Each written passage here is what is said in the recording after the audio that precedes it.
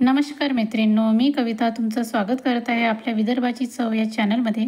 तर आज मस्त असे थालीपीठ बनवले आहे, म्हणजे धापोडे आम्ही धापोडे म्हणतो. हे भंडारा जिल्ह्यात खूप फेमस आहेत धापोडे. तर हे मी दुधीपासून बनवले आहे. दुधी भोपळा, आमच्या गावाकडे दुधी भोपळा मिळतो. तर हे लौकीपासून पण तयार होतात, पण मी जो दुधी भोपळा आहे त्याच्यापासून तयार केलेले आहे. हे गावाकडे खूप जास्त प्रमाणात मिळतात आणि खूप आवडीने खाल्ले जातात. तर आमच्या भंडारा जिल्ह्यातले हे खूप फेमस असे आहे. याचे आम्ही वडे पण बनवतो, भाजी पण बनवतो आणि असे थालीपीठ पण बनवतो. तर आम्ही याला धापोडे म्हणतो. तर याची रेसिपी बघूया. तर हे असे मी छान छोट्या आकाराचे मस्त असे दुधी आणलेले आहेत गावावरून. आता दिवाळीच्या सुट्ट्या होत्या, तर आम्ही गावाला गेलो होतो आणि त्याच्यानंतर गावी गेलं तर काही ना काही आपण गावावरून घेऊनच येतो. तर मस्त मी हे दुधी घेऊन आली आणि याची आता मी थालीपीठ करणार आहे, म्हणजेच धापोडे. आम्ही धापोडे म्हणतो. तर आता मी याला कापून घेतलेलं आहे आणि छान कोवळे होते मस्त असे. तर याच्यातले बी वगैरे काही काढावं लागणार नव्हते. जर काही जरट असतात तर त्याच्यातले बी वगैरे किंवा काढून घ्यावं लागतो किंवा चिलून घ्यावं लागतो बाहेरून. तर हा कोवडा होता, त्याच्यामुळे याला काही चिलावही नाही लागला आणि याच्यातले बी पण काढावं नाही लागले. आणि याला छान मी किसणीने छान मस्त किसून घेणार आहे आता. आणि कोवडा होता त्याच्यामुळे पटकन झाला आणि खायला एवढे अप्रतिम झाले होते की एक नंबर भारीच. लौकीचे पण होतात, पण लौकीचे एवढे चांगले वाटत नाही. जी चव या दुधी भोपळ्याला असते ना, ती लौकीला नाही येत. त्याच्यामुळे या दुधी भोपळ्याची तुम्ही नक्की करून बघा. जर तुम्हाला भेटला, बाजारात भेटला किंवा गावाकडे जर भेटला, तुम्ही करत असाल तर नक्की आवर्जून याचे थालीपीठ वडे वगैरे करून बघा, खूप सुंदर होतात. तर बघू शकता इथे मी असं छान मस्त बारीक छान चिरून घेतलेला आहे, याला किसून घेतलेला आहे चांगला किस. तर आता मी सगळं दोन्ही पण जे होते दुधी त्याचा चांगला किस करून घेतलेला आहे. आणि आता आपल्याला थालीपीठ म्हणजे काय काय लागतं ते मी याचं सांगणार आहे तुम्हाला. तर त्याच्या अगोदर मी एक हे घेतलेलं आहे कटोरं, त्याच्यामध्ये सगळा किस टाकून घेणार आहे. त्याच्यानंतर मी बारीक बारीक कांदे चिरलेले आहे, 2-3 बारीक कांदे चिरलेले आहे. त्याच्यासोबत हिरव्या कांद्याची पात, छान लागते हिरव्या कांद्याची पात. आता हिवाळा सुरू झाला आहे तर कांद्याची पात बाजारात मिळतच असते. तर हिरव्या कांद्याची पात आणि 2-3 कांदे छान बारीक चिरून घेतले. त्याच्यानंतर सांबार घेतलेला आहे, छान बारीक चिरून घेतला, तो पण टाकून दिला त्याच्यात. आणि त्याच्यानंतर आता आपल्याला तांदळाचं पीठ घेतलेलं आहे. तांदळाचं पीठ मी नवीन तांदळाचं वापरलेलं आहे, कारण की आता नवीन तांदूळ निघालेले आहे. तर नवीन तांदळाचे पराठे थालीपीठ खूप छान होत असतात आणि तुम्ही नक्की आवर्जून टाकून बघा. जेवढं जुन्या पिठाला चव नसते तेवढ्या नवीन पिठाला असते, त्याच्यामुळे हे घेतलं. त्याच्यानंतर मीठ टाकलं आहे, हळद टाकलं आहे, धनिया पावडर टाकलेला आहे. आणि त्याच्यानंतर आता आपल्याला थोडंसं जिरा घालून घ्यायचं आहे. त्याच्यानंतर याच्यामध्ये मी थोडीशी मिरचीची पेस्ट घातलेली आहे, हिरव्या मिरचीची पेस्ट. तुम्हाला हवं असेल तर तुम्ही तिखट घालू शकता, पण हिरवी मिरचीची पेस्ट छान लागत असते. आणि त्याच्यानंतर याला छान आपल्याला भिजवून घ्यायचं आहे एकदम. जे आपण पातळ पराठे करायचे आहे त्याच्यामुळे याला थोडंसं पातळच भिजवून घ्यायचं आहे एकदम हलक्या हाताने.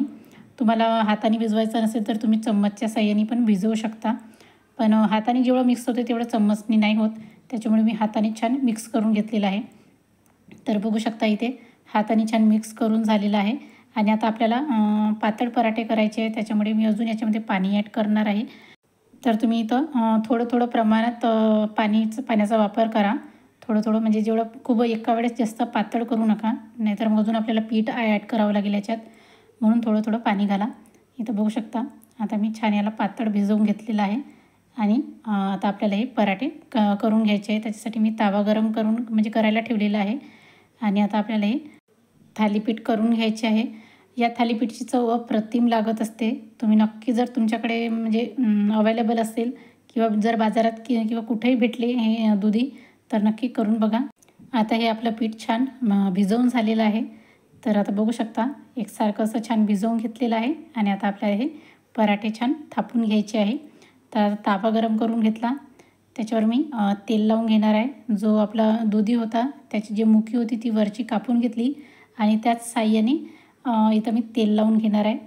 जर तुमचे पराठे निघत नसतील तर त्याच्या अगोदर तुम्ही थोडंसं मीठ वगैरे लावून घ्या. मी मीठ लावलेलं नाही, कारण की माझे पराठे म्हणजे तावा एकदम रमलेला होता, त्याच्यामुळे पराठे अलगद निघत होते, त्याच्यामुळे मी काही मीठ लावलेलं नाही. जर लोखंडी तवा असेल तुमच्याकडे आणि जर पराठे निघत नसतील तर अगोदर मीठ लावा, त्याच्यानंतर तेल लावा छान, म्हणजे पराठे छान अलगदच निघतात. तर इथं मी छान आता पराठा पसरवून घेतलेला आहे हातानेच एकदम कमी गॅसवर आणि छान परतवून घेतला की त्याच्यानंतर आपल्याला याला एक वाफ काढून घ्यायची आहे.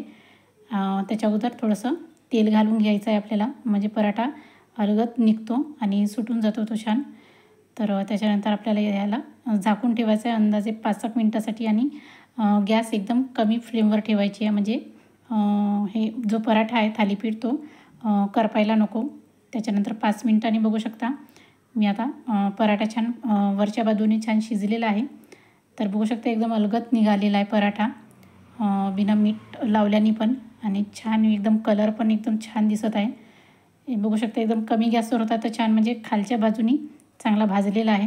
आता दुसऱ्या साईडनी आपल्याला मोठा गॅस करायचा आहे आणि चांगला भाजून घ्यायचा आहे थोडंसं तेल टाकून. खूप छान लागत असतं आणि मस्त चव एक नंबरच लागत असते याची. तुम्ही नक्की ट्राय करून बघा, आवर्जून मी सांगते, 2-3 वेळा सांगितले तुम्हाला, नक्की ट्राय करून बघा, खूपच छान लागत असतो. तर बघू शकता इथं आपला पराठा एक नंबर असा तयार आहे. 1-2दा अजून आपल्याला परतवून घ्यायचं आहे, म्हणजे दोन्ही साईडनं छान भाजला गेलेला पाहिजे. तर मस्त असा आपला पराठा तयार आहे एकदम, बघू शकता मस्त असा मऊ आणि लुसलुशीत. तर आता मी सगळे असे पराठे सगळे करून घेणार आहे. तर तुम्हाला ही रेसिपी कशी वाटली मला नक्की कमेंट करून सांगा, आणि माझ्या चॅनलवर नवीन असाल तर चॅनलला नक्की लाईक करा, शेअर करा आणि सबस्क्राईब करायला तर अजिबात विसरू नका. तर बघू शकता मस्त असे आपले मऊ आणि लुसलुशीत असे पराठे, एक नंबर दुधीचे पराठे.